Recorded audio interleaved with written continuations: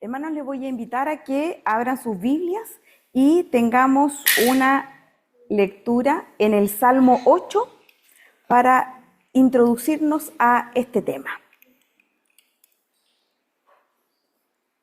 El Salmo 8, y lo vamos a leer en forma alternada, comenzando yo. Dice así la palabra del Señor. Oh Jehová, Señor nuestro, cuán glorioso es tu nombre en toda la tierra. Has puesto tu gloria sobre los cielos. ¿Ustedes?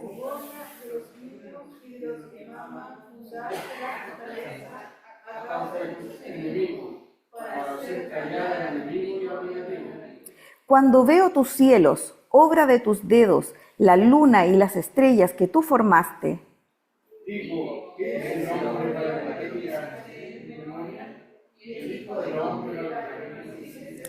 le has hecho poco menor que los ángeles y lo coronaste de gloria y de honra. Le hiciste señorear sobre la sombra de tu mano, todo lo pusiste debajo de tus pies. Ovejas y bueyes, todo ello, y asimismo las bestias del campo. Las aves de los cielos y los peces del mar, todo cuanto pasa por los senderos del mar. Todos juntos. Oh Jehová, Señor nuestro, cuán grande es tu nombre en toda la tierra. En este hermoso salmo vemos cómo se exalza la gloria a Dios por Él mismo, por su esencia y también por todo lo que Él ha creado. Y dentro de sus propósitos eternos y de toda su creación está uno de los atributos que hoy día vamos a estudiar, que tiene relación con la soberanía de Dios. En los estudios anteriores hemos visto, y sin lugar a duda nos vamos sensibilizando quizás y nos vamos, quizá tomando conciencia o tomando el pulso de en realidad quiénes somos frente a este Dios grandioso, frente a este Dios misericordioso, bondadoso, omnisciente y, en fin, todas las otras cualidades y atributos que hemos visto de nuestro Dios. Sin embargo, hoy día creo que la soberanía de Dios tiene quizá una, no sé si cualidad especial para mí, al menos, de acuerdo a lo que fui también revisando y estudiando. Y es que Dios es soberano a lo largo de todos los tiempos, desde el principio y hasta la eternidad. Él tiene un plan y un propósito para todo lo creado, para todo lo que existe, y todas las cosas que en Él existen y en Él hay son porque Dios así las permite. Y vamos a ir ahondando un poco en esta profundidad de lo que significa conocer un poco más de este Dios soberano, a través obviamente de lo que está en las Escrituras.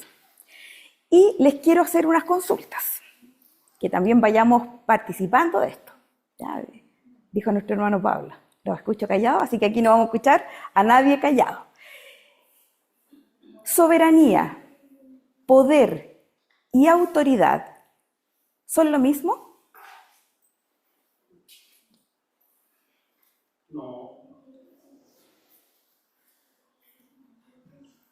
yo digo que no. Bueno, si lo encierro en un solo contexto, podría ser, porque yo entiendo por soberanía, se me fue. Explíquelo como lee. Salga, hermano, leo. Sí. Porque, por ejemplo, si yo estoy en la iglesia, las tres cosas las junto en Dios. Dios tiene la soberanía, el poder y la autoridad, porque estoy dentro de la iglesia. Si estoy fuera de la iglesia, para mí son tres cosas diferentes.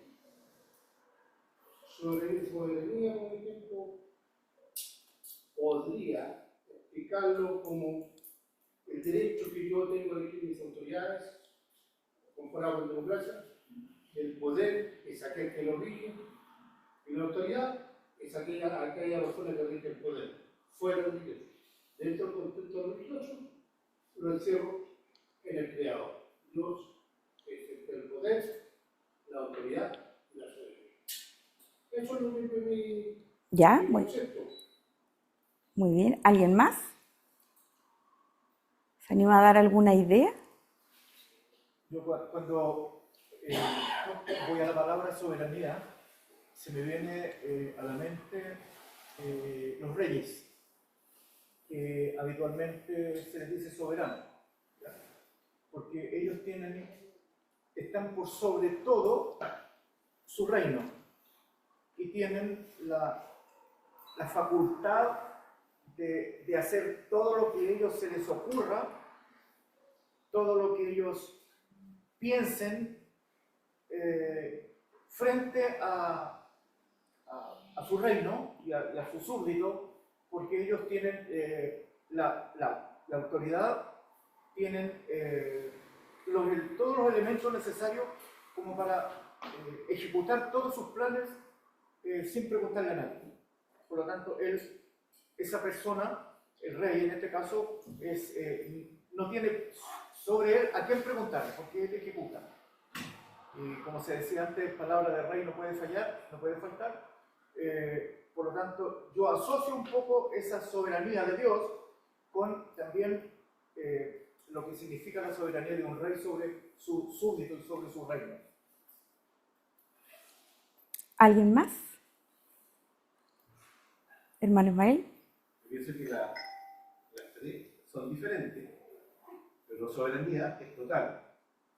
La soberanía está sobre el poder y la autoridad. ¿Por qué? Porque la soberanía no tiene límite. No tiene límite y el poder es algo específico. Es algo que se le otorga a alguien un poder específico. Y la autoridad es la que le entrega el poder para que la ejecute. Pienso yo eso. Ya. Voy a permitirme compartirles una definición bíblica, sí, respecto de la soberanía de Dios. Dice que en términos cristianos, la soberanía de Dios se refiere a la autoridad y el poder supremo de Dios sobre toda la creación y los eventos. Implica que Dios es el gobernante absoluto, no está sujeto a nadie y tiene control sobre todas las cosas. Esta creencia a menudo trae consuelo y paz a los creyentes, especialmente en tiempos difíciles, al reconocer que Dios tiene un propósito y un plan para todo. Vamos a leer la primera cita que está quien tenga la cita en Deuteronomio 4:39.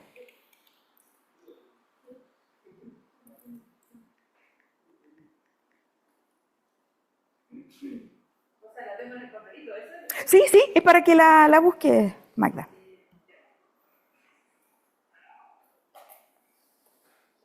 Aprende pues hoy y reflexiona en tu corazón que Jehová es Dios arriba en el cielo y abajo en la tierra, y no hay otro. Súper tajante. Aprende hoy y reflexiona en tu corazón que Jehová es Dios, arriba en el cielo y abajo en la tierra, y no hay otro. ¿Qué dice la cita de Deuteronomio 32, 39 al 40? ¿Quién la tiene? Por favor, ¿cuál es tu nombre? Ya, Cristian, bienvenido. Léela nomás. Es la hora que yo soy. Y no hay Dios conmigo. Yo hago morir, yo hago vivir. Yo hiero y yo sano. Y no hay quien pueda arreglar. Porque yo alzaré los cielos en mi mano y diré, vivo yo gracias. Gracias. El primer verso es pero súper claro. Ved ahora que yo soy. Y no hay dioses conmigo, y yo hago morir y yo hago vivir. Yo hierro y yo sano, y no hay quien pueda librar de mi mano, porque yo alzaré a los cielos mi mano y diré, vivo yo para siempre. ¿Qué dice Job 12:9? Porque cuando Ah, perdón, allá tiene Job 12:9. No, si cada uno le entregué un papelito, así que están repartidas las citas hoy día. Por favor, Cristian, léela nomás.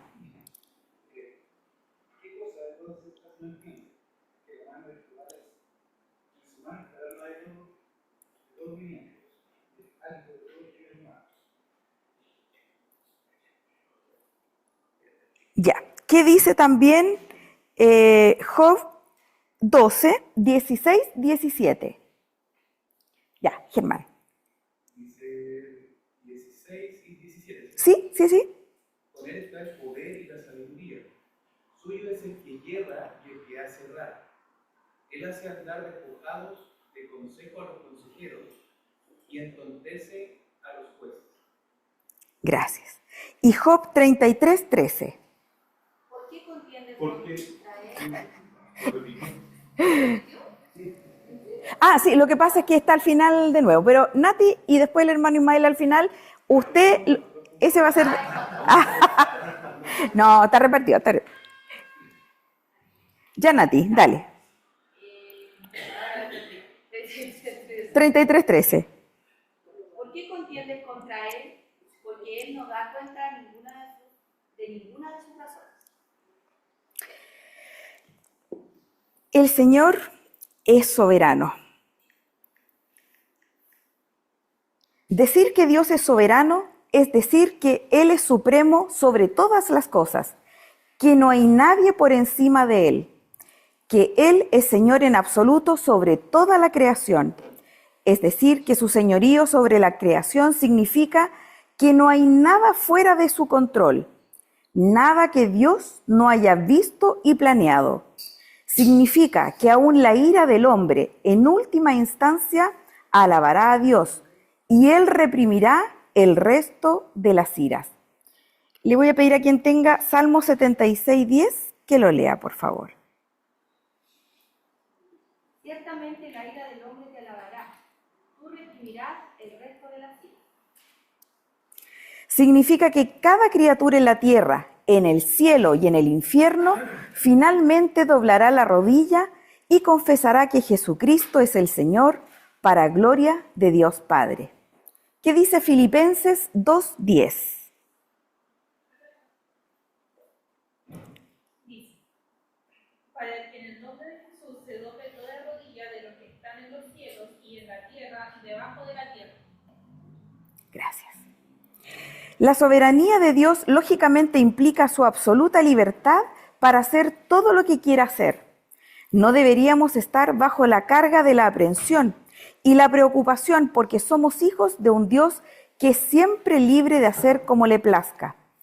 Dios obra conforme a los planes que propuso en Cristo Jesús, antes que Adán caminara en el jardín, antes de que fueran creados el sol, la luna y las estrellas. La soberanía de Dios no significa que Él pueda hacer cualquier cosa, sino que puede hacer cualquier cosa que desee hacer. A veces aquí hay una como sutileza en esta afirmación. Y podríamos decir entonces, si Dios puede hacer cualquier cosa y nosotros dijéramos, ¿Dios puede mentir? ¿Por qué no? ¿Ya? ¿Porque no tiene pecado? ¿Porque no desea hacerlo? Porque Él es verdad. Porque Él es verdad. ¿Emi? Porque todo lo que hace lo hace bajo su santa voluntad. Muy bien, muy bien. La soberanía de Dios no significa que Dios pueda mentir, como decía Pablo, porque Dios no quiere mentir. Es tajante. Dios es soberano. Él puede hacer todas las cosas, pero las cosas que Él quiere hacer. ¿Ya? Dios es verdadero y por lo tanto no puede mentir. Pues Él no quiere mentir. Dios no puede romper su promesa, porque romper una promesa significaría violar su naturaleza. Y Dios no quiere violar su naturaleza. A veces estos temas son un poco contradictorios o nos generan algún conflicto, sobre todo cuando algún no creyente, por ejemplo, nos pregunta si Dios es tan bueno o Dios es soberano, ¿cómo permite esto? ¿O por qué pasan estas desgracias? ¿O por qué mueren los niños? ¿O por qué se enferman los niños? Que a veces los niños siempre son un tema como diferente para las personas no creyentes, porque no entienden esto de que en el fondo un niño trae la carga de pecado también de sus padres, no es santo, por así decirlo. Entonces, a veces nos cuesta e intentamos dar una explicación, quizá, sí, y nosotros mismos nos contradecimos. Pero si nosotros decimos que Él es soberano y que Él es fiel a su naturaleza, eso es súper tajante, porque Dios es el Dios que todo lo creó, pero lo creó para el bien de la humanidad, no lo creó para su mal. Cuando Él decidió en su propósito original crear al hombre, darle un orden a la tierra, también tenía un propósito en ello. Y fue súper claro en dar las instrucciones en el Edén. ¿Pero qué hizo el hombre en el Edén? Desobedeció. Ahora, ¿Dios lo permite? Claro que lo permite, pero también para que el hombre tenga que dar quizá una vuelta mucho más larga y volver a reconocer y volver a entender dónde está y de dónde está su dependencia. Pero porque está, como lo hemos estudiado en los estudios del estudio bíblico del día domingo, que también hay un propósito en todo lo que el Señor está haciendo. Y el ser humano también tiene un propósito. Los propósitos de Dios son eternos. La autoridad de Dios comprende toda autoridad y todo poder. Aquí voy un poco a lo que decía el hermano Leo en su aporte inicial. Él decía que quizá el tema de la soberanía, para él decía que era como una triada, ¿cierto? Y que Dios era esa triada en el mundo cristiano, ¿cierto? Si bien lo entendí. Pero esa triada en la soberanía de Dios que incluye poder y autoridad, también se da en la vida no cristiana, porque Dios es soberano en todo, no solo para una parte, porque también, aunque nos cuesta a veces creer o entender, quizás a nosotros nos cuesta menos creer, pero quizás nos cuesta a veces entender o asumir que dentro de la soberanía y el propósito perfecto de Dios, hay gente que no se va a salvar y familiares nuestros que no se van a salvar y gente que amamos que no va a llegar a la vida eterna, porque es parte del plan perfecto de Dios. Pero eso significa que nosotros no debemos hacer nada, que debemos quedarnos ahí como que si Dios lo decidió así, yo no puedo intervenir, probablemente yo no puedo torcer la mano de Dios. Pero Dios nos da también un mandato a través de su palabra. Y ese mandato es ir y predicar el Evangelio, y no tan solo a un grupo, sino que a todo el mundo. Y es entregar su palabra. Y Dios llamará a los que tenga que llamar. Y eso a veces nos cuesta. Nos cuesta quizá aceptar en nuestro corazón humano. Pero mientras tanto, nosotros tenemos que, si bien es cierto, reunirnos, congregarnos, nutrirnos, edificarnos de la palabra, pero eso también llevarlo al que no conoce la palabra. Porque hay un destino, hay un destino. Hay una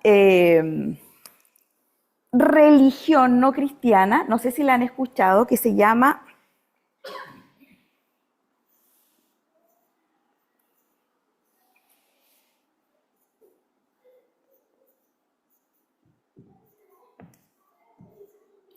zoroastrianismo. Yo no lo había escuchado nunca. ¿Alguno de ustedes la había escuchado? La Nati. Ya, pero Nati, tú no puedes hablar. Pablo tampoco puede hablar. Del resto, ¿alguien había escuchado ese concepto? No. Eso es lo bueno cuando uno estudia, que aprende siempre algo nuevo. Gracias a Dios. Nati o Pablo, cualquiera de los dos. Ya Pablo. No, Pablo. Fuerte y claro. Pablo, fuerte y claro. No, yo no, o sea, me había, pero no estoy seguro. Pero no importa. Dale. Que los se los reyes magos, pero a ver.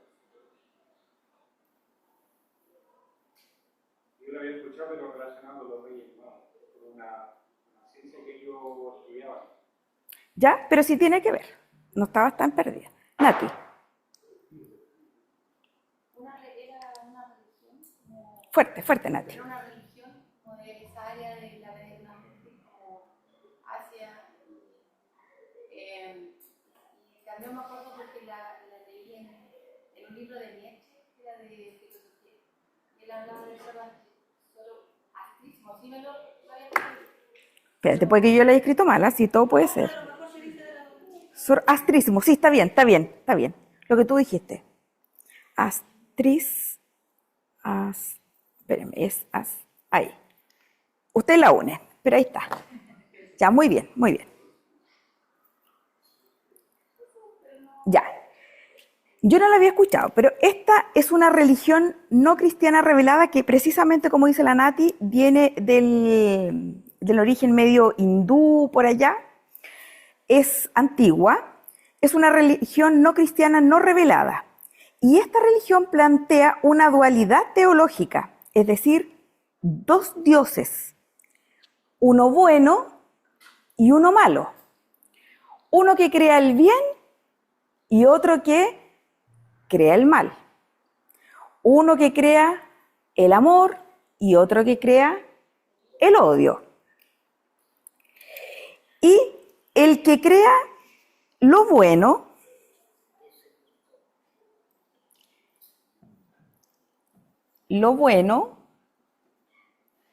se llama Ahura Mazda.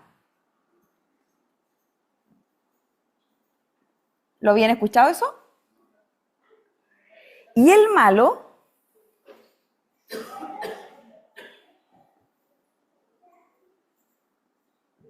se llama Arimán.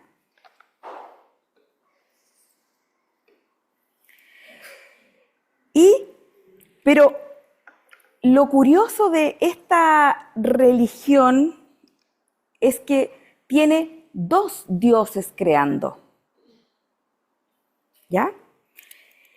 Y Dios declara, aquí está nuestra controversia, a estas posturas o a estas filosofías o a estas pseudo religiones que existen, que Dios también, dentro de su soberanía, permite que existan, ¿ya?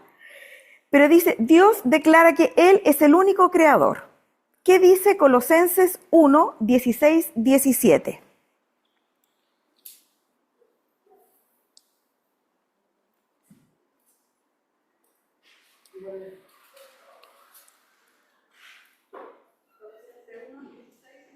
Sí, bien fuerte, hermana.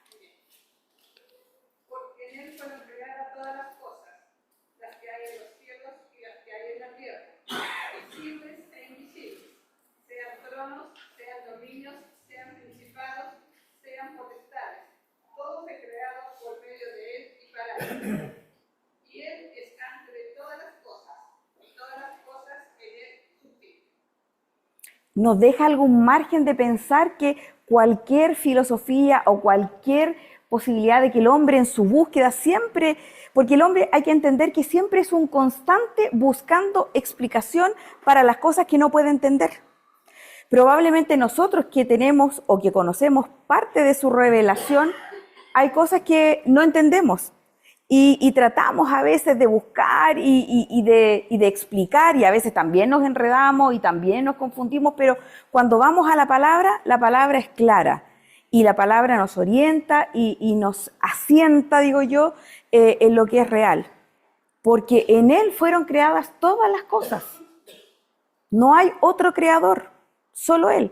Por lo tanto, todas aquellas posturas, doctrinas o cosas que planteen dualidades son incorrectas, ¿ya? Esto solamente nos hace ir descubriendo que mientras más busquen, más perdidos a veces está el ser humano. Después de ver estas cosas, ¿qué podríamos decir? ¿La soberanía de Dios es un atributo comunicable o incomunicable? Absolutamente incomunicable. No está en nosotros el poder ni siquiera reflejar parte de esto. Quizá, después cuando veamos en detalle un par de estas cosas, pudiéramos tener parte de alguna de estas cualidades, dependiendo de lo que decía mi papá, de la postura política, de si por ejemplo nos toca ir a, quizás, yo pensaba en la palabra soberanía cuando uno va y va a ejercer soberanía en algún territorio nuevo. Y yo voy y clavo una bandera ahí o algo que indique pertenencia de ese lugar, declarando que es mío, que me pertenece, pero ahí tengo solo parte, porque a lo mejor si no era mío, yo fui a lo mejor el primero que lo pisé, pero por legalidad no me corresponde y a lo mejor no voy a poder tomar autoridad de ello. Quizá en la antigüedad sí, cuando se iban conquistando tierras nuevas, esto a lo mejor se podía dar. Pero al ser humano solo algunas cosas. La soberanía es un atributo absolutamente incomunicable. Hay otros atributos que sí Dios podría impartir, pero este no. ¿Recuerdan cuáles de ellos sí Dios podría impartir a través del ser humano? ¿De los que hemos estudiado? ¿Ya? Amor, bondad, la sabiduría,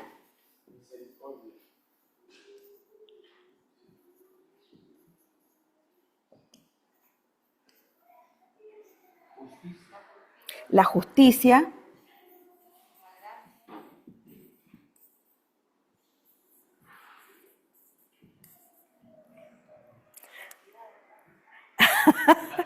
sí.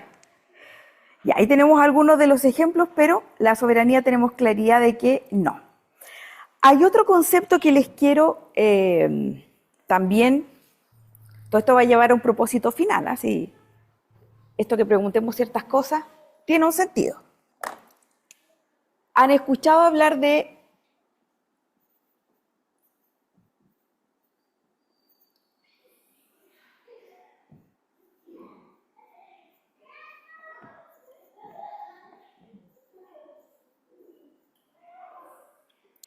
el misterio de la iniquidad?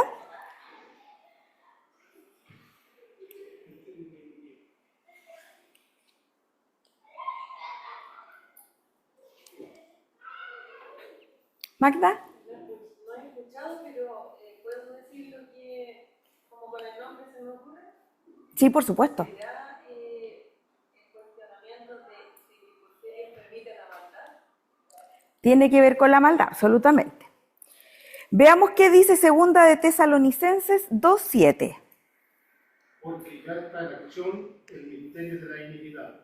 Solo que hay quien al presente lo detiene, hasta que a él, a su vez, sea quitado del medio. Ok.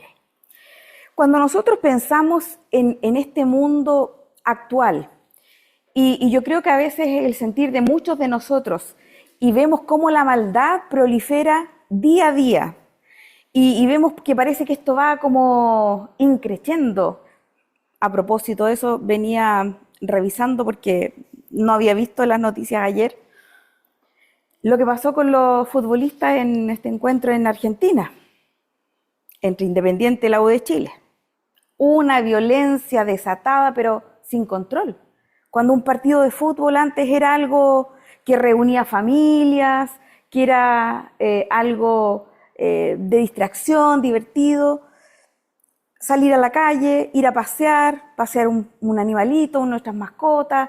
Era algo tan relajante, cotidiano. Sin embargo, hoy día vemos que todo lo que hace el ser humano anda uno así saltón, inseguro, porque la maldad de verdad ha crecido o como que como que uno la pulsa más día a día.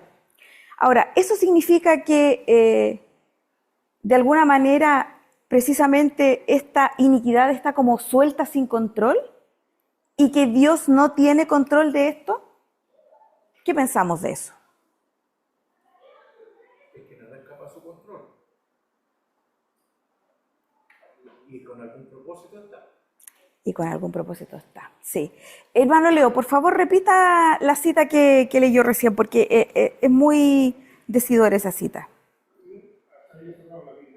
Ah, pero búsquela nomás. Por supuesto. Como dice nuestro hermano Simón, nada se escapa del control ni de la voluntad de nuestro Dios. Ni siquiera lo que hoy día nosotros creemos que tiene rienda suelta en el mundo de la maldad, del pecado, que cada día aparecen como más distorsiones en la vida, es como que se anduviera de verdad suelto. Pero cuando usted escudriña las Escrituras y revisa lo que ocurría en el Antiguo Testamento, tampoco eran tiempos de paz ni de cosas buenas. Es decir, el pecado ha sido un constante en la historia de la humanidad. Hermano Leo, por favor. Segunda de Tesalonicenses 2:7. Porque ya está en acción el misterio de la iniquidad. Solo que hay quien al presente lo detiene, hasta que él a su vez sea quitado del medio. Nada lo detiene. ¿Hasta qué? Hasta que a él a su vez sea quitado del medio. ¿Y cuándo va a ser eso? Cuando Dios restaure todas las cosas en este reino caído. Entonces, vamos viendo que el pecado, las doctrinas equivocadas, no se escapan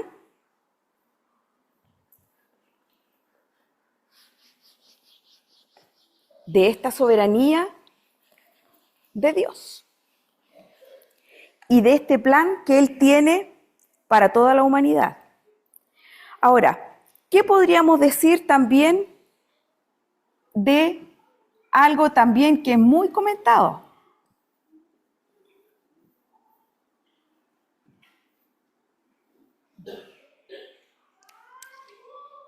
¿Qué entendemos por el libre albedrío? La libertad de entendimiento. Es decir, yo pienso y soy libre de pensar, si creo o no creo, si hago o no hago. Ese es mi pensamiento. Con libre albedrío. Libertad de pensamiento.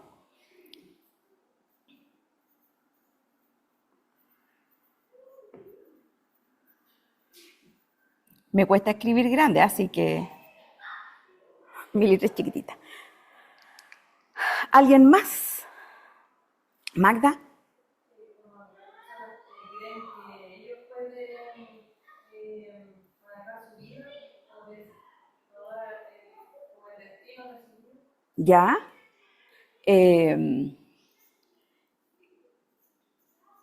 Creer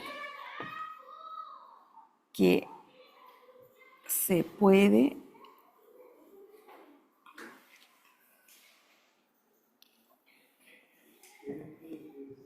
manejar su propia vida. ¿Qué más? ¿Alguien más? ¿Alguna otra opinión? ¿Por allá? ¿Por allá? Hermano Leo. Yo estaba recordando algo, por ejemplo, yo vengo de una iglesia metodista pentecostal en la cual me enseñaron que el libre albedrío era la libertad, por ejemplo, que era todo personal. Es decir, la salvación es personal, yo soy responsable de mis actos, yo soy la persona que decido por mí mismo. Eso como ejemplo que todo es personal. nadie, por ejemplo, si estoy cometiendo un error, alguien me puede corregir, pero si yo soy tonto, cometiendo el error. No sé si me entiendes. Es como de responsabilidad personal. Exactamente, que todo lo que es responsabilidad personal. Elegir el camino que uno quiera seguir es personal. ¿Ya? ¿Por allá? Bueno, he leído y he escuchado que hay como dos visiones del libre albedrío. Efectivamente, entendimiento que es libertad, pero la visión reformada del libre albedrío es que el hombre es libre, pero está sujeto, su voluntad está, el hombre caído en su voluntad está caído. Entonces el hombre está preso por el pecado. Entonces, dentro de esa libertad, si se le pudiera llamar libertad, el hombre siempre va a elegir hacer lo malo y siempre va a tender a hacer lo malo.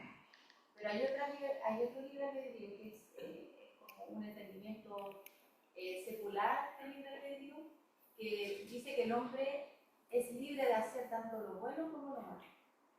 Y ahí es que existe la gran diferencia, porque si uno lo lleva, o es la visión reformada en realidad, que entiende que el hombre, bajo esa premisa de que es tanto libre para hacer lo bueno como hacer lo malo, no es real, porque el hombre tiene su voluntad cautiva por el pecado, está caído. O sea, no hay ni una parte del hombre que haya quedado buena o inmune a la acción del pecado. Tanto como está muerto en delito y pecado, siempre va a tender a hacer lo malo. Ya, gracias. Magda. Queremos que Dios ¿Ya? dice libertad de decidir por uno mismo.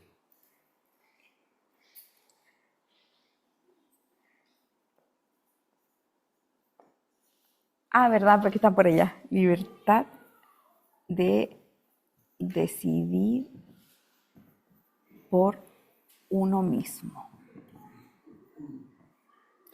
Vamos a saludar a los que están conectados a todo esto. Ramiro, Daisy y Kerem también está ahí conectado. Ya. Yo estoy con este. Y si no voy a hablar fuerte. Ya hablo fuerte. Tengo una duda. Yo opino que el libre albedrío, entre comillas, es libre, porque el cristiano verdadero puede elegir, pero hasta cierto punto se da Dios de aquí nomás. Él nos controla. O el Espíritu Santo que está en nosotros, le dice, eso sí lo puedes hacer, esto no. Por eso yo digo como que no existe el libre albedrío. Vamos a ver, puede que yo a lo mejor no sea la que le resuelva en su totalidad, y ahí obviamente apoyo a los más doctos en la materia. Pero la cuestión del libre albedrío versus la soberanía de Dios puede explicarse de esta manera. La soberanía de Dios significa que Él tiene el control de todo, que Él ha planeado todo desde el principio. Ahora, lo que decía la hermana Jessica, Él nos da, o sea, en Él somos libres, pero no tenemos un, por así decirlo, libertinaje de hacer cosas que nos lleven a un camino equivocado, porque entendemos que en sus caminos, que cuando ya hemos roto las cadenas del pecado, que es lo que realmente nos hace ser esclavos, nosotros estamos en esta libertad. Y cuando andamos en esta libertad que Dios nos da a través de su palabra, no necesitamos nada que nos ate, no tenemos nada humano que nos ate. Nada, ningún poder, ni el pecado, aun cuando pecamos, ni en las cosas económicas, ni en las cosas materiales, ni otros, porque buscamos hacer su voluntad, buscamos estar en sus caminos, permanecer fieles en Él. Entonces ya no somos esclavos como el viejo hombre. ¿Ya? Cuando, por ejemplo, nosotros decimos que Dios, quizá pudiéramos ejemplificarlo así, tenemos este viaje de la vida, y si nuestro viaje fuera un barco que Dios decidió cursar desde que zarpamos, que sería nuestro nacimiento, hasta el punto de llegada que sería nuestra muerte, durante el camino nosotros podemos tener muchas libertades. Vamos en este barco. Y desde ahí pudiéramos decidir estar tomados, estar corriendo por el barco, estar haciendo algo imprudente dentro del barco, pero también pudiéramos decidir saltar, dentro de lo que decía la hermana Jessica, estas libertades. Pero eso de saltar en este barco o en este caminar va a tener una consecuencia. Si yo decido abandonar este barco o este camino del Señor, sí, tomo una decisión basada en este concepto, pero que obviamente es contraproducente para mi vida. Y sé que trae consecuencias, y consecuencias de muerte, quizá física, pero lo peor, de muerte espiritual. Y ese es el problema. También podríamos decir, otro ejemplo, cuando los israelitas estaban en Egipto y Dios quiso llevarlos a la tierra prometida. Dios dijo, deja ir a mi pueblo. Esa fue la instrucción que le dio a Faraón, deja ir a mi pueblo. Lo dice en Éxodo 7:16. ¿Quién lo tiene? Éxodo 7:16.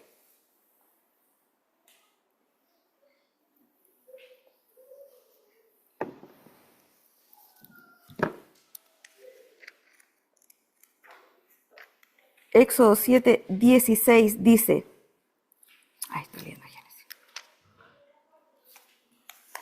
Dice, y dile, Jehová, el Dios de los hebreos, me ha enviado a ti, diciendo, deja ir a mi pueblo para que me sirva en el desierto, y aquí que hasta ahora no has querido oír. Gracias, hermana Jessica. Deja ir a mi pueblo y que me sirva en el desierto. Pero Egipto, ejerciendo esa poca autoridad que Dios le había permitido tener, se rehusó a dejarlos ir. ¿Y en qué terminó? ¿En qué terminó esa historia?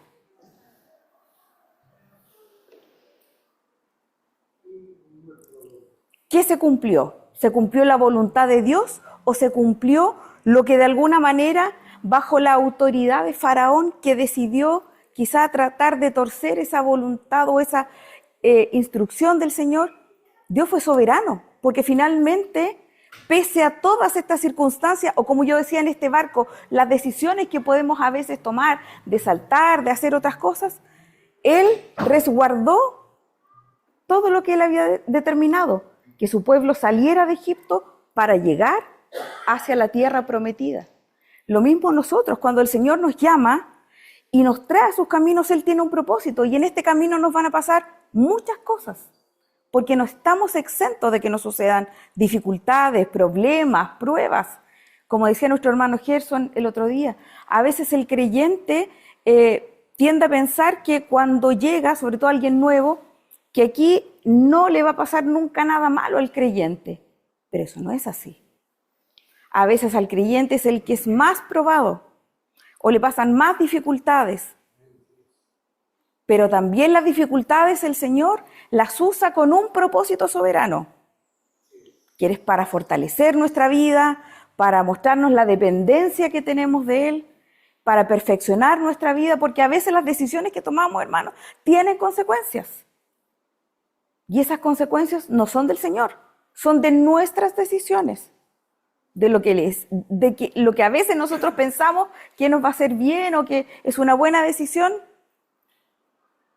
Y claramente si no es una decisión guiada en la voluntad o buscando hacer la voluntad del Señor, va a terminar en un mal camino. Otro ejemplo también que tenemos, el nacimiento de Jesús. Mateo 2:16. Si alguien lo tiene.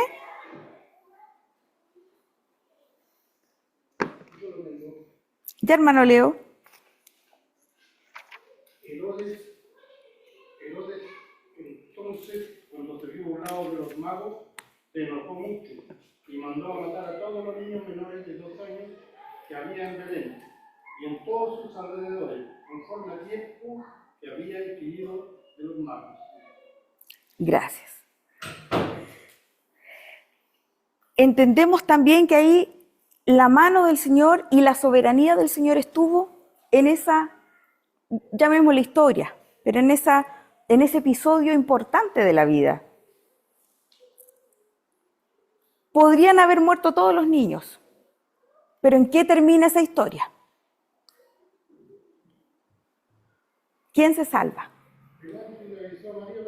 Se toman los resguardos, buscan otra salida, llegan a Belén, nace en las circunstancias humildes, pero protegidas, seguras, resguardadas.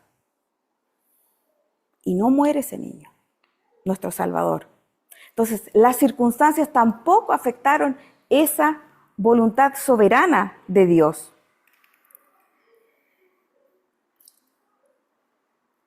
Apocalipsis 4, del 1 al 3. ¿Quién lo tiene?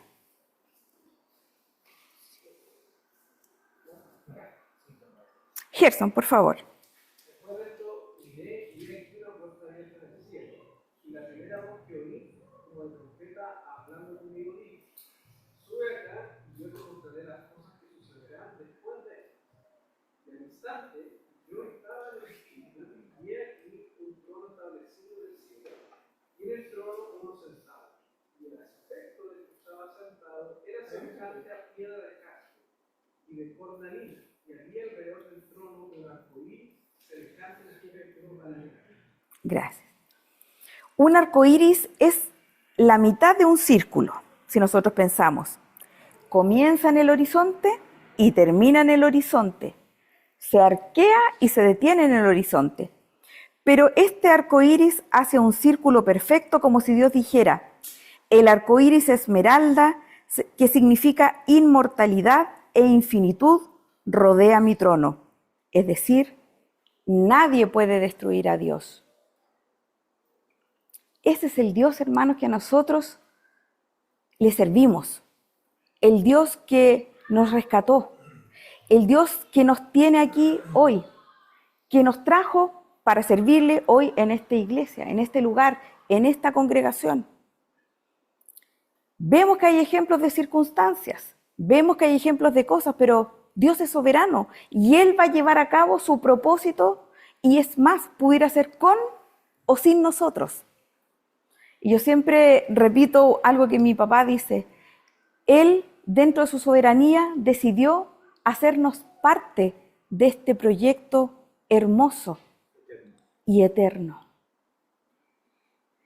Cuando a veces pensamos que hay circunstancias que nos pueden hacer titubear, tenemos que recordar y reflexionar en estas cosas.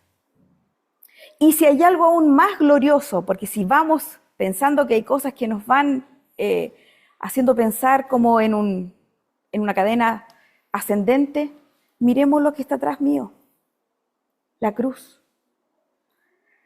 La soberanía y la crucifixión. Juan 6:15, ¿qué dice?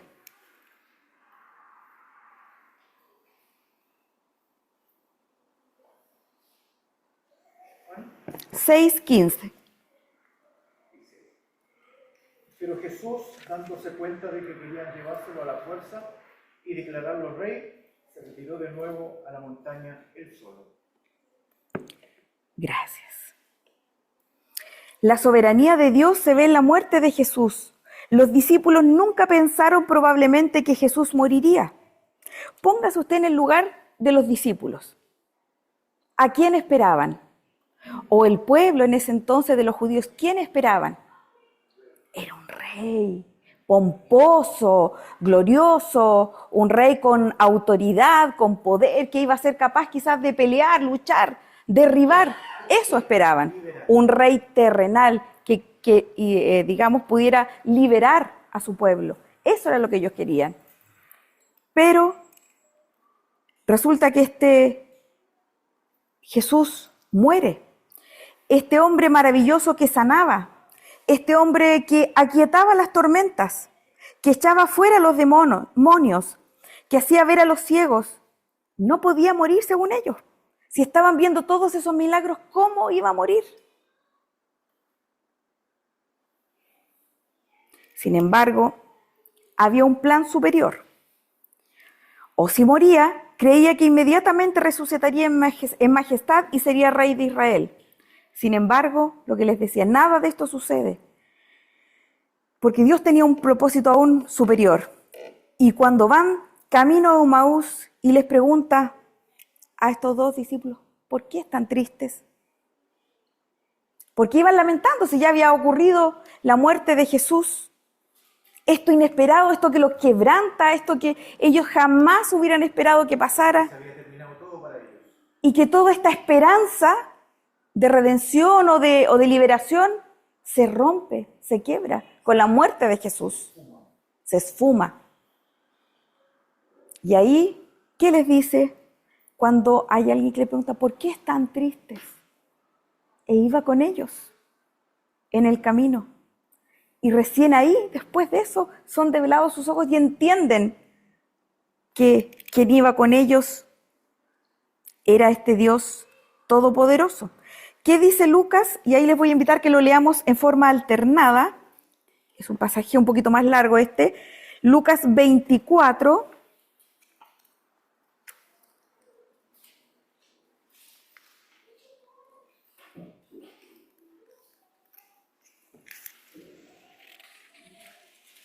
Del 13 al 32.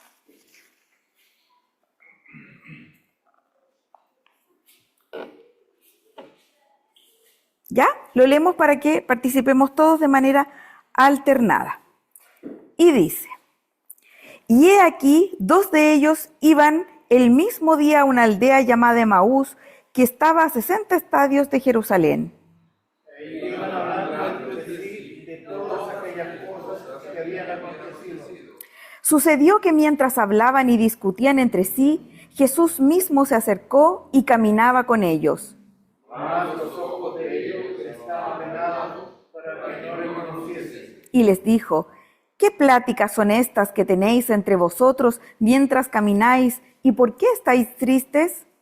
Respondiendo uno de ellos, que se llamaba Cleofas, le dijo, ¿eres tú el único forastero en Jerusalén que no has sabido las cosas que en ella han acontecido en estos días? Entonces él les dijo, ¿qué cosas? Y ellos le dijeron, de Jesús Nazareno, que fue varón profeta, poderoso en obra y en palabra delante de Dios y de todo el pueblo. Y cómo le entregaron los principales sacerdotes y nuestros gobernantes a sentencia de muerte y le crucificaron. Pero nosotros esperábamos que Él era el que había de redimir a Israel. Y ahora, además de todo esto, hoy es ya el tercer día que esto ha acontecido.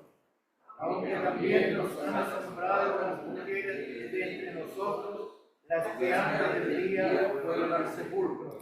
Y como no hallaron su cuerpo, vinieron diciendo que también habían visto visión de ángeles, quienes dijeron que Él vive. Fueron algunos de los nuestros al sepulcro y hallaron así como las mujeres habían dicho, pero a él no le vieron. Entonces Él les dijo, oh insensatos y tardos de corazón, para creer todo lo que los profetas han dicho. ¿No era necesario que el Cristo padeciera estas cosas y que entrara en su gloria?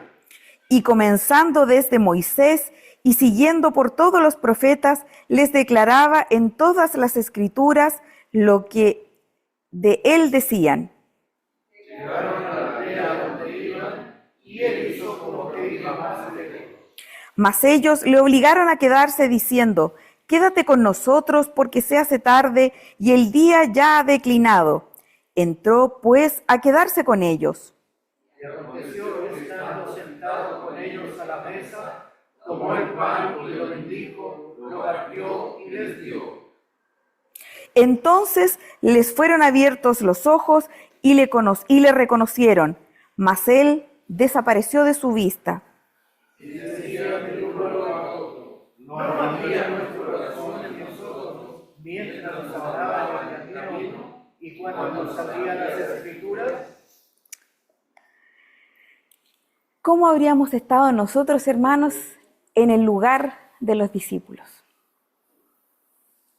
En este sentir, que como yo les decía, se cae toda esta esperanza que ellos tenían en ese minuto.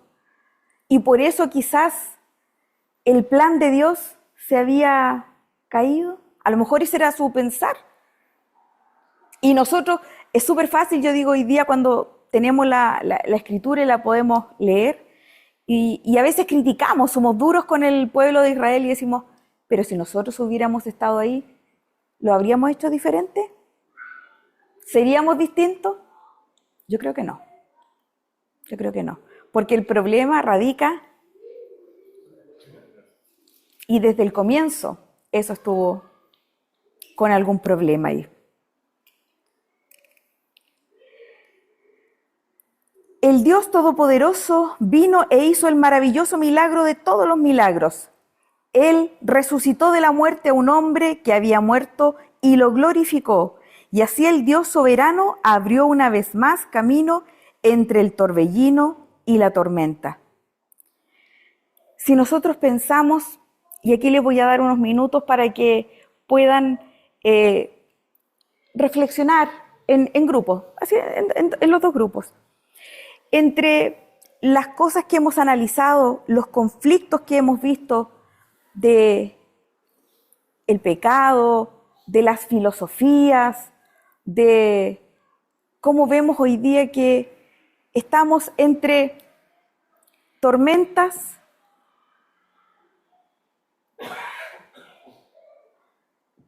y torbellinos.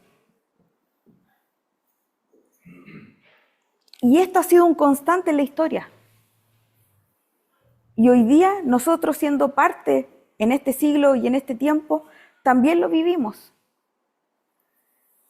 Y a la luz de lo que el Señor ha trabajado en nuestros corazones o que sabemos, ¿cómo lo vivimos? ¿Cómo lo enfrentamos? ¿Con fe? ¿Con confianza? ¿Con esperanza? ¿O con desesperanza? ¿O con preocupación? Conocemos la historia desde el comienzo, ¿sí? ¿Conocemos la historia del fin?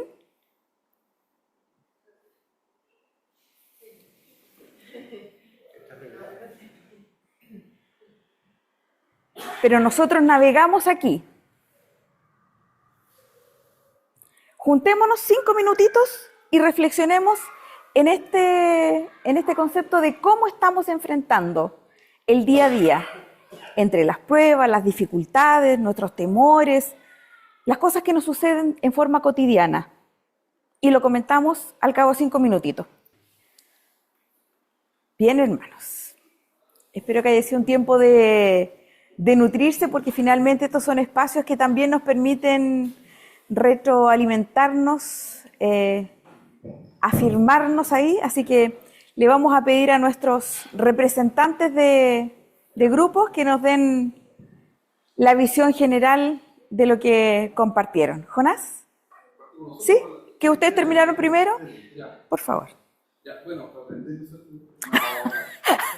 Estamos todos aprendiendo, hermano Ismael, estamos todos aprendiendo. bueno, la pregunta, ¿cierto?, es cómo enfrentamos la vida, actuar entre tormenta y torbellino, y lo que nosotros podíamos sacar como conclusión, ¿cierto? Primero tenemos una ventaja frente al no creyente, una ventaja pero abismal, porque nosotros como creyentes, pese a que podemos pasar situaciones de tormenta, como se decía adelante, hemos podido confiar en el Señor de que todo está sujeto a la voluntad y todo determina el Señor. Entonces, y mi hermano Simón hacía un ejemplo muy práctico, que mientras vamos en este barco, ¿cierto?, mientras no salgamos de él, si caemos dentro del barco, por lo menos vamos a tumbarnos, pero no vamos a naufragar, Naufragar. Y eso es una ventaja que nosotros tenemos tremenda con el no creyente, porque nuestra vida, y era un versículo que lo queríamos poner acá, lo leímos al último, que está en Colosenses capítulo 3, dice: si pues habéis resucitado con Cristo, buscad las cosas de arriba, desde donde está Cristo sentado a la diestra de Dios. Poned la mira en las cosas de arriba, no eras de la tierra, porque habéis muerto y vuestra vida está escondida con Cristo en Dios. Amén. Y eso para nosotros es una seguridad tremenda. Quizás no hemos pasado cosas tan terribles como a veces uno se imagina, ¿cierto? Cosas terribles, no sé, y mejor ni a veces nombrarlas. Pero lo único que nos puede dar descanso es entender que Dios tiene el control de todas las cosas, solamente Él. Y eso también va de la mano con nuestra fe.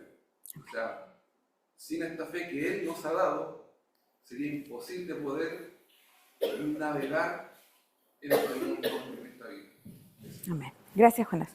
Colosenses 3, para que los que están viendo... Versículo 1 al 4 me parece que era. Ya. ¿Y por acá? Ya, Germán, si no puedes negarte. El público de ese grupo lo pidió.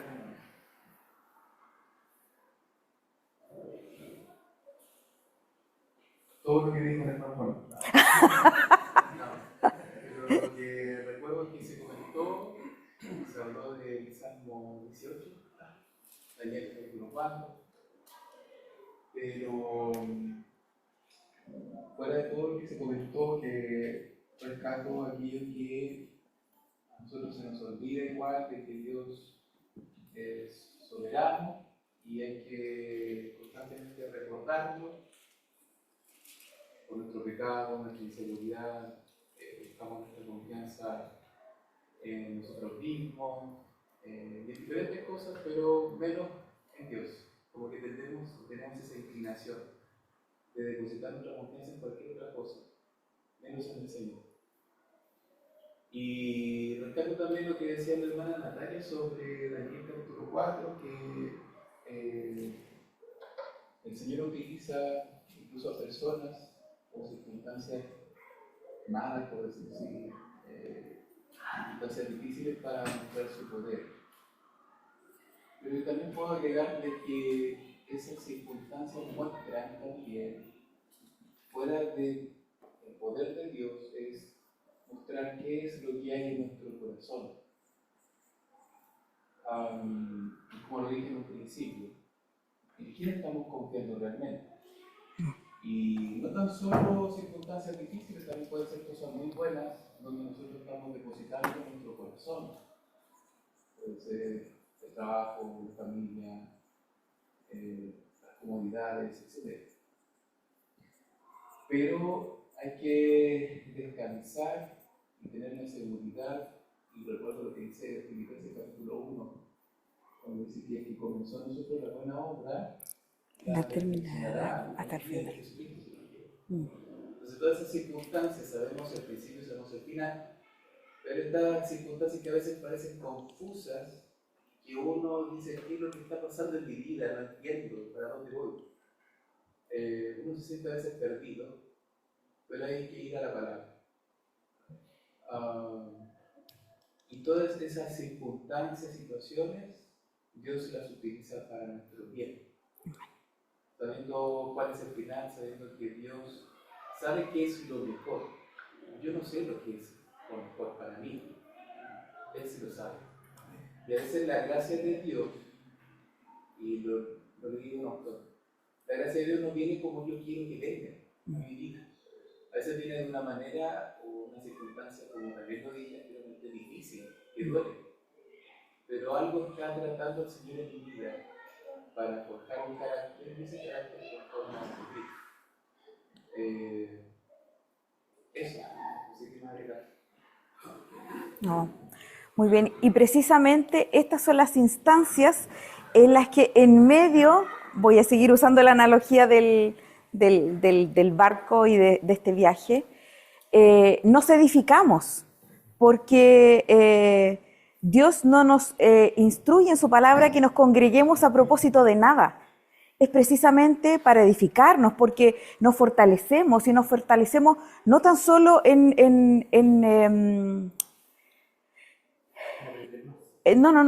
te quiero decir que no es tan solo en la comunión, en el compartir, sino que también, y en lo central, compartir la palabra de Dios. desde nuestras experiencias y siempre a la luz de la palabra, porque el Señor nos va moldeando, nos va instruyendo, nos va encauzando. Si finalmente Él nos va solito a través de su voluntad y en esta soberanía que Él tiene, nos lleva. Ahora, el tema es si nosotros nos estamos dejando llevar o no, o si estamos tratando de torcer esta, a veces, voluntad que el Señor tiene para nuestras vidas. Y si la estamos buscando, si la estamos anhelando. Hoy estamos entrando en un periodo, como lo decía adelante, de la historia, que como nunca antes hubo desde que se enfrentaron quizás Jesucristo y el Imperio Romano. Este periodo de desesperanza, de temor, de conflictos, etc. Pero recordemos, hermanos, que el Dios que vivió en ese entonces es el mismo Dios que vive hoy. Y es el que seguirá con nosotros y con los que vienen. De modo que no hay temor ni duda. Puedo dormir tranquilo porque creo que Dios tiene el control de sus planes y los va a llevar a cabo siempre. Y si uno pensara cuáles son los planes de Dios, recordemos que por un lado están las promesas desde el comienzo que Dios le hace a Abraham y a Israel. Y también cómo sus redimidos, una porción de ellos serán llamados y glorificados. Hermanos, las divisiones de la iglesia, las dificultades, las tormentas, los torbellinos, no van a cambiar ni van a estorbar el propósito de Dios. Él abrirá camino y las nubes serán el polvo de sus pies. Los pecadores serán quitados de la tierra. ¿Qué dice Salmo 104:35? Sean consumidos de la tierra los pecadores, los impíos dejen de ser. Bendice alma mía Jehová. Aleluya. Amén. El pecado está muy arraigado en el mundo. Está organizado como un cáncer que ha comenzado a obrar en el cuerpo de un hombre. Tiene raíces y se disemina por todas partes. Pero Dios dice que Él va a sacar de la tierra a los pecadores. Habrá cielos nuevos y tierra nueva en las cuales mora justicia. ¿Qué dice Primera de Pedro 3:13? ¿Y quién es aquel que os podrá hacer daño si vosotros seguís el bien? Amén. Dios ha ordenado que la tierra sea renovada y los pecadores serán sacados. Para Dios soberano, hermana, no hay una circunstancia imprevista. Él no va improvisando un plan. Este plan es perfecto y todo está bajo su control, bajo su dominio. Nosotros, los seres humanos, improvisamos, acomodamos las cosas. Tenemos que buscar cómo redireccionar a veces nuestra vida, redireccionar las circunstancias, etc. Pero el Señor no cambia nada. Como Él lo decretó desde el comienzo, así terminará hasta el fin. Él es todopoderoso, Él sabe lo que está haciendo, Él es absolutamente sabio y no puede haber ni accidentes ni una contraorden. Cuando Dios soberano dice que tiene que ser de esa manera es y nadie lo puede cambiar. Dios en su infinita fuerza, sabiduría, autoridad y poder abre camino en el torbellino y tormenta. Eso es lo que significa la soberanía. ¿Qué significa entonces para nosotros? Que estamos salvados, que llegamos a puerto seguro, hermanos. No vamos con dudas, no vamos con temor, no vamos hacia un lugar incierto, no vamos en este navegar en el bote, en este caminar por la vida con dudas. Como alguien decía por ahí, tiene que ver con nuestra fe, absolutamente, pero aquí estamos para fortalecer nuestra fe. Y si tenemos débil fe, el Señor también dice, pidan fe. Sabemos cómo vamos. Tiene que ver también con nuestra consagración, con la vida, con qué estamos buscando. Un hombre que está con Dios no puede perder, hermanos, porque Dios no puede perder. Dios es el Dios soberano que está batiendo camino en medio de los torbellinos y la tormenta. Y cuando la tormenta acabe y el torbellino de la historia se haya disipado, el Dios que se sienta en el trono con el arco iris alrededor seguirá estando sentado en ese trono. Y a su lado estará una compañía de redimidos que eligieron seguir estando sentados junto al camino de Dios. ¿Qué vamos a elegir nosotros? ¿Qué vamos a buscar nosotros? ¿Qué estamos buscando nosotros? ¿Qué estamos anhelando nosotros? ¿Qué anhela nuestro corazón? ¿Tesoros en la tierra? ¿Posesiones en la tierra? ¿Una estabilidad en la tierra? A lo mejor sí, para tener un mejor pasar, y es lo que tratamos de dejar a nuestros hijos, que no es malo. Pero nuestra mirada tiene que estar más allá, que lo que realmente es importante. A veces decimos, porque no soy lleno del Espíritu Santo, estas cosas me suceden. No, hermano. A veces cuando nos suceden cosas es porque también estamos tratando de doblar la mano del Señor, de buscar algún resquicio para hacer mi voluntad y no la voluntad del Señor. Pero el Señor también nos pide que nos entreguemos y que nos rindamos a Él. Dios quiere que vayamos por este camino, pero nosotros a veces insistimos en tomar un camino incorrecto, pero nos desviamos. Dios nos invita a tomar el camino correcto. Estar del lado de Dios completa, enteramente y para siempre. ¿Le hemos dado todo a Él? Nuestro hogar, nuestros negocios, el colegio, la escuela, los estudios, la elección de quién nos va a acompañar por el resto de nuestra vida, la enseñanza a los hijos, las decisiones importantes o sencillas de nuestra vida. Si conocemos el principio, pero también, como decía la Magda, conocemos el final, ¿por qué dudamos? El Señor nos invita esta noche a pensar y a reflexionar en que en la soberanía del Señor, Él tiene un plan perfecto para cada uno de nosotros y estamos en el mejor lugar, hermanos, donde podemos estar. Y a este lugar es al cual tenemos que traer también a muchos de los que no tienen esperanza, que andan desolados, que andan desconsolados y que buscan en filosofías, en doctrinas, quizás ¿dónde? Lo que solamente se encuentra en el Señor. Elija el camino de Cristo, porque Cristo es Señor y el Señor es soberano. Ahora sí, hermano Ismael, Job 33:13, no lo olvidé. ¿Qué decía? Porque contiendes contra él, porque él no da cuenta a ninguna de sus razones. No contendamos contra el Señor, sino que tratemos de buscar su perfecta voluntad, de andar en sus caminos, de permanecer en Él. Y si nos cuesta, lleguemos al lugar donde nos nutrimos, nos edificamos, recomenzamos y nos alentamos unos a otros. Eso tiene el propósito de escudriñar la palabra del Señor y de fortalecernos en ella. Que el Señor nos ayude en este propósito. Vamos a orar para que el Señor también nos ayude a cada día, como decía Magda, perdón. Ah, perdón, Magda, a lo mejor me salté uno. Nahum 1:3 creo que es. Léelo, Magda, por favor. Jehová es tardo para la ira y grande en poder, y no tendrá por inocente al culpable. Jehová marcha en la tempestad y es torbellino, y las nubes son el polvo de sus pies. Gracias, Magda. El Señor nos alienta, hermanos, a través de su palabra. Y solamente nos hace, siento yo, mientras cada atributo que vamos conociendo y viendo en Él, solo nos hace estar más confiados, más tranquilos, más aquietados, porque vamos a puerto seguro. Dios es el que nos ayudará en medio de las tormentas, los torbellinos, las pruebas, las dificultades, porque Él venció la prueba más grande. Y gloria a Dios porque lo podemos testificar. Así que, qué duda, hermano, qué duda.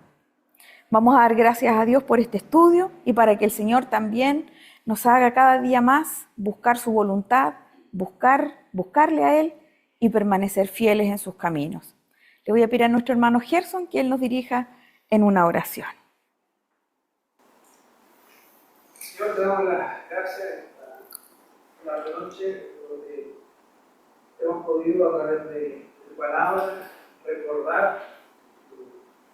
comprender más aún sobre tu soberanía. Reconocemos de que hay muchas cosas que se nos salen de control, por más que intentamos controlarlas, Señor, las cosas no se esperan. Pero tu palabra nos muestra que todas las cosas que ocurren, todos los eventos, todo lo que está en la historia, está bajo tu control. Amén. Eso es una seguridad, es una garantía que tenemos como estudios, Señor, de saber de que todo lo que nos ocurre está bajo tu mirada, Señor. No hay nada que se escape de tu soberana voluntad, que todas las cosas, Señor, nos ayudan a bien, independiente de que las entendamos o no, independiente de que nos agraden o no, o sea, que nos hacen felices o no. Todo aquello está en tu voluntad.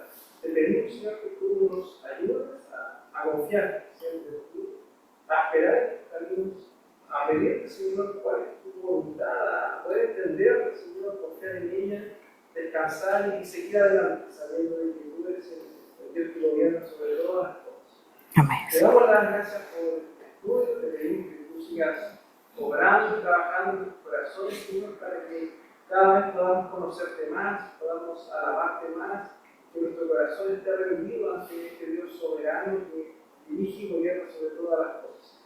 Te pedimos tu bendición para cada uno de los presentes.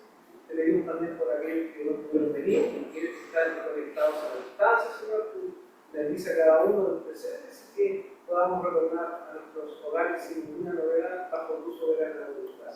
Amén. Te pedimos todo esto. En nombre de Jesucristo. Amén. Amén.